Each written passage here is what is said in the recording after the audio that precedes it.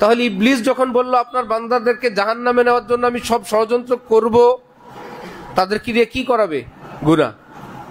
একটা, দুইটা, পাঁচটা, 50টা, হাজার, লক্ষ কোটি। আল্লাহ পাক শয়তানের সামনে তখন রহমতের জোশ এসে গেছে। তোমার একটু ক্ষমতা আছে আমার বান্দাকে তুমি গুনাহ করাবা, আমার কি কোনো ক্ষমতা নাই?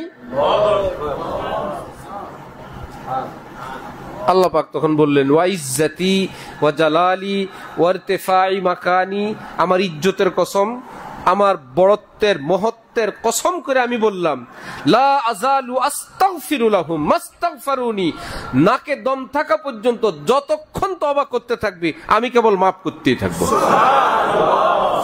যাও তুমি গুনাহ করাও গিয়ে, গুনাহ করাইবা, বছর বছর একবার বলবে চোখের পানি দিয়ে মাপ চাই, এই বছর বছরের গুনাহ মাপ। এটাই কি শেষ মাপ? আল্লাহ বলে লা আযালু, মাপ করতেই থাকবো। আবার ভুল হইলে আবার তওবা করলে সেটাও মাপ, আবার ভুল হইলে তওবা করলে সেটাও মাপ। মুসলিম শরীফের আরেক হাদিসে আছে আল্লাহ পাক বলে লা উবালি, আমি কারো পরোয়া করব না, বান্দারে মাফ করে দিব। সুবহানাল্লাহ।